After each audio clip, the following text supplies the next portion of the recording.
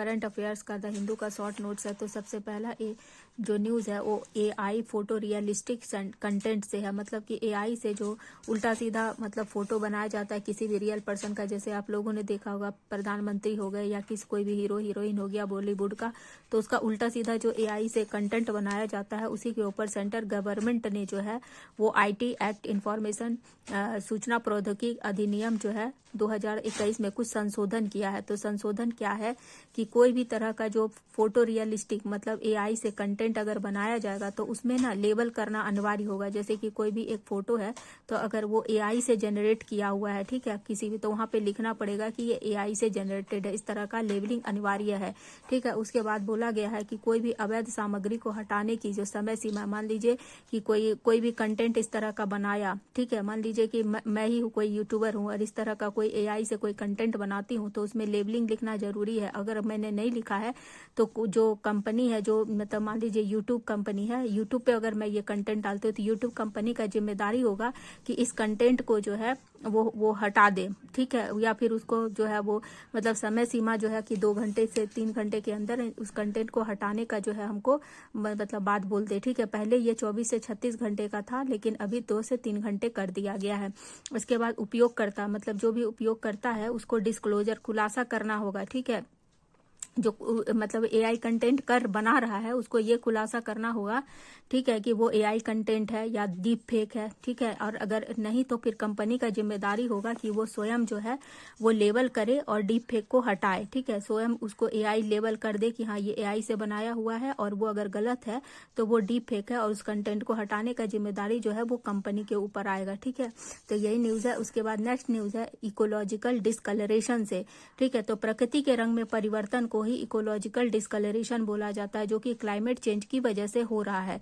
जैसे महासागरों का जो है वो 50% जो है महासागर हरे रंग के हो गए हैं क्लाइमेट चेंज की वजह से, जंगल का रंग जो है वो भूरा हो गया है। तो इसी को बोला जाता है इकोलॉजिकल डिस्कलरेशन, मतलब पारिस्थितिक रंग का परिवर्तन, ठीक है। तो आपसे क्वेश्चन में वो अगर आता है तो ये पूछा जा सकता है कि इकोलॉजिकल डिस्कलरेशन क्या है, तो प्रकृति के रंग में परिवर्तन क्लाइमेट चेंज के कारण, इसी को बोला जाता है। इतना मतलब नहीं पूछा जाएगा, इतना छोटा सा क्वेश्चन, मतलब इस तरह इतना इजी क्वेश्चन नहीं पूछा जाएगा, लेकिन अगर पूछा जा सकता है तो इसको थोड़ा ध्यान में रखिएगा। और जो इकोलॉजिकल का जो कलर होता है वो किस लिए होता है, मतलब जीवों का रंग में जो ये कलर होता है इसकी वजह से जीवों के रंग में प्रजनन होता है, वो जीवित रह सकते हैं, इसी के लिए ये आवश्यक है कि उनका रंग जो है अलग अलग तरह का होता है। उसके बाद शिकारी से बचने के लिए, जैसे कि कोई शिकार से बचने का होता है, किसी का कलर वह तो झाड़ी उड़ी में वैसे उसी तरह का झाड़ी में छिप जाते हैं, तो शिकारी उकारी से बचने के लिए भी उनका जो शरीर का रंग होता है वो बहुत हेल्प करता है। उसके बाद उनके बॉडी का टेम्परेचर भी मेंटेन होता है, उसके बाद प्रजनन भी होता है, ठीक है। तो ये सब के लिए उनका जो कलर है वो बहुत मतलब उपयोगी होता है। उसके बाद कारण क्या होता है, जीवों के रंग में जो ये कलर होता है उसका कारण क्या होता है, मेलेनिन पिगमेंट के वजह से होता है। जैसे हम लोगों के भी स्किन पे होता है ना, मेलेनिन का मात्रा अगर बहुत ज़्यादा होता है तो स्किन डार्क हो जाता है, मेलेनिन अगर कम हो जाता है तो स्किन फेयर हो जाता है, उसी तरह से। और इसके बाद यही क्वेश्चन आपसे ये पूछा जाएगा कि बोगार्ट का नियम क्या है या ग्लोगर का नियम क्या है, या दोनों में क्या अंतर है। तो बोगार्ट का नियम में क्या होता है कि जो भी एनिमल आते हैं, जो बोगार्ट के नियम के अनुसार जो भी एनिमल इसके अंदर आते हैं उसको वो कोल्ड ब्लडेड एनिमल जो है बोगार्ट के नियम के अंदर में आते हैं। और ग्लोगर के नियम के अंदर जो है वार्म ब्लडेड, तो वार्म ब्लडेड जैसे हम लोग भी वार्म ब्लडेड ही हैं, क्योंकि हम लोग क्या है, मैमल्स हैं, मैमल्स होती हैं, उसके बाद बर्ड होते हैं, ये सब क्या है, ये सब जो है वार्म ब्लडेड है, गर्म खून वाले होते हैं, ठीक है। और इसके अलावा जैसे कि मैमल्स में क्या आता है, मगरमच्छ हो गया, बहुत सारे पंछी होते हैं, ठीक है, वो लोग मैमल्स मतलब जिसका बच्चा दूध पीता है उसी को मैमल्स बोला जाता है, बायोलॉजी में आप लोगों ने पढ़ा होगा। तो वही है वार्म ब्लडेड एनिमल। तो ग्लोगर के अंदर जो आते हैं वो वार्म, तो यही क्वेश्चन आपसे बन सकता है कि बोगट और ग्लोगर के मतलब नियम में क्या अंतर है, ये क्वेश्चन बनने का ज़्यादा संभावना है। और बोगट के नियम के अंदर जो भी एनिमल्स आते हैं उनका रंग कैसा होता है, गहरे रंग का होता है, और ग्लोगर के अंदर नियम में जो भी आते हैं वार्म ब्लडेड होते हैं और उन जानवरों का रंग जो है वो हल्के रंग का होता है। आपसे ये भी पूछा जा सकता है कि ह्यूमन मतलब किसके नियम के अंदर आते हैं और मतलब किस तरह के खून होते हैं, तो वार्म ब्लडेड होते हैं। तो ये अगर आपको याद है कि वार्म ब्लडेड किसके अंदर आता है तो आप लिख सकते हैं कि ग्लोगर के नियम के अंदर आते हैं, ठीक है। उसके बाद नेक्स्ट न्यूज़ है लोकसभा स्पीकर, इसका न्यूज़ कल भी आया था, तो ये कल भी न्यूज़ में था, आप लोगों ने देखा ही होगा वीडियो में। तो क्या है कि अभी लोकसभा के जो स्पीकर है ओम बिरला, उनके खिलाफ जो है वो नोटिस जारी हुआ है उनको हटाने के लिए, ठीक है। तो ये नोटिस किस आर्टिकल से पूछा जा सकता है, यही क्वेश्चन, और ये इंपॉर्टेंट है, इस पर 2 स्टार लगा लीजिएगा क्योंकि बहुत लंबे समय से न्यूज़ में है। तो इसका और अभी जून में एग्जाम है तो आने का संभावना ज़्यादा है, ठीक है। तो article 94C sub clause C के तहत जो है उनको नोटिस दिया गया है, और एडवांस नोटिस कितने दिन पहले दिया जाता है, मतलब 14 दिन पहले जो है नोटिस दिया जाता है, ठीक है, कि उनको हटाने का प्रस्ताव लाया जाएगा और 50 मेंबर का सहमति होना चाहिए। उसके बाद साधारण बहुमत के अंदर में इफेक्टिव मेजोरिटी, ठीक है, साधारण बहुमत के अंदर इफेक्टिव मेजोरिटी का मतलब हो गया कि मान लीजिए 100 लोग हैं, ठीक है, 100 लोग का पूरा मेजोरिटी, मतलब लोकसभा में मान लीजिए 275 मेंबर होते हैं, ठीक है। तो सॉरी मान लीजिए 100 ही नंबर ले लेते हैं हम लोग, ठीक है, 100 टोटल नंबर है, टोटल नंबर में से कुछ मर गए, कुछ एब्सेंट हो गए, कुछ बीमार हो गए, तो मान लीजिए 80 लोग उपस्थित हुए, ठीक है, 20 लोग नहीं आए, तो रिक्त जो पर्सन होते हैं इनको नहीं गिना जाएगा। अब ये जो आए इनका 50% मतलब आधा, मतलब 40 लोग, और 40 + 1 41 हुए, तो 40 आधा से अधिक 50% से ज्यादा ही बोला जाता है इफेक्टिव मेजोरिटी, ठीक है।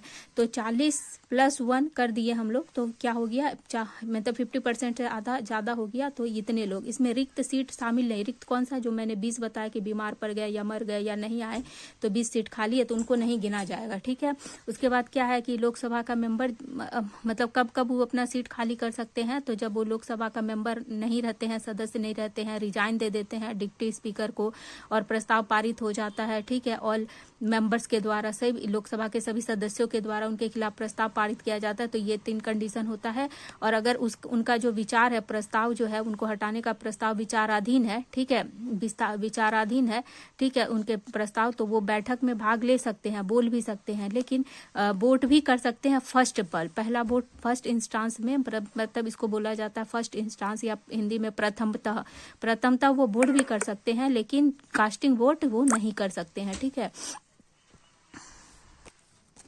उसके बाद है Indian aviation sector. Indian aviation sector हम लोग का जो भारत का इंडियन एविएशन सेक्टर है, आपसे ये क्वेश्चन पूछा जाता है, वो 3रे स्थान पर है, ठीक है, हम लोग का इंडियन एविएशन सेक्टर। इसमें क्या क्या कमी है, जैसे कि पायलट लोगों का बहुत ज्यादा कमी है, बहुत, मतलब जैसे देखिए यहाँ पर 14:1 का रेशियो दिया हुआ है, मतलब 14 पायलट पे 1 प्लेन, ठीक है, 1 प्लेन को उड़ाने के लिए 14 पायलट, जबकि ज्यादा होना चाहिए ताकि इन लोगों को रेस्ट मिल सके, ठीक है। तो थकान उकान की वजह से संचालन होता है, तो अहमदाबाद का भी केस आप लोगों ने देखा था। उसके बाद इसमें क्या है कि जैसे कि डुओपोली होता है, जैसे हम लोग का इंडिया में 2 ही है, इंडिगो है और एक एयर इंडिया है, तो इंडिगो का सबसे ज्यादा मतलब प्लेन उड़ता है, जैसे 60% तो इंडिगो का ही होता है, जिसका मोनोपोली माना जाता है, और एयर इंडिया का तो अभी इंडिया का उड़ान क्षेत्र को कवर करता है, यही दोनों मिलकर 90%। तो अभी इंडियन गवर्नमेंट जो है नया खोलने का बात चल रहा है, जिसमें संघ ऑल इंडिया एयर इंडिया है, उसके बाद अल हिंद एयर इंडिया है, उसके बाद फ्लाई एक्सप्रेस एयर इंडिया है। तो आपसे ये क्वेश्चन में पूछा जाएगा संघ, अल हिंद और फ्लाई एक्सप्रेस ये क्या है, तो हम लोगों का जो इंडिया का जो है नया विमान है, ठीक है। उसके बाद नेक्स्ट न्यूज है, हाँ ये हो गया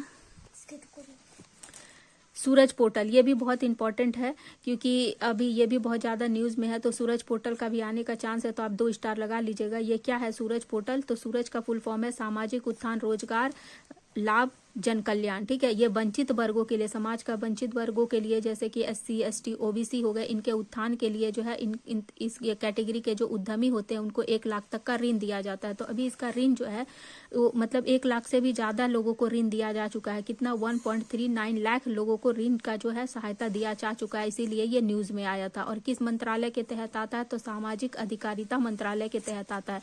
तो आपसे यही स्टेटमेंट में एक एक करके, जैसे 1 नंबर किस मंत्रालय के तहत आता है सूरज पोर्टल, उसके बाद किस लोगों को हेल्प के सहायता दिया जाता है, तो वंचित वर्गों का, ये भी दे सकते हैं कितना तक का क्राइटेरिया था, तो 1 लाख लोगों तक का क्राइटेरिया था। उसके बाद तीसरा स्टेटमेंट यही रह सकता है कि मतलब 1 स्टॉप प्लेटफॉर्म है या नहीं है, ठीक है। उसके बाद लोन जो है वो कौन कौन बैंक दे सकता है, तो नॉन बैंकिंग फाइनेंस कंपनी जितने भी होते हैं वो लोग जो है इनको लोन दे सकते हैं, वंचित वर्गों के लिए लोन देने का वो है। उसके बाद माइक्रो फाइनेंस इंस्टीट्यूट भी इनको लोन दे सकते हैं और अन्य संस्थान से भी ये लोग लोन ले सकते हैं, ठीक है। तो यही है कि सूरज पोर्टल के विषय में निम्न कथनों पर विचार करिए। ये सब स्टेटमेंट आपको 3-4 ठो बना के दे देंगे, जैसे जैसे मैंने 1 2 इस तरह लिखा है, और बोलेंगे कौन सा सही है या कौन सा गलत है या कौन सा सही नहीं है, ऐसे करके नहीं करके ज़्यादा रहता है।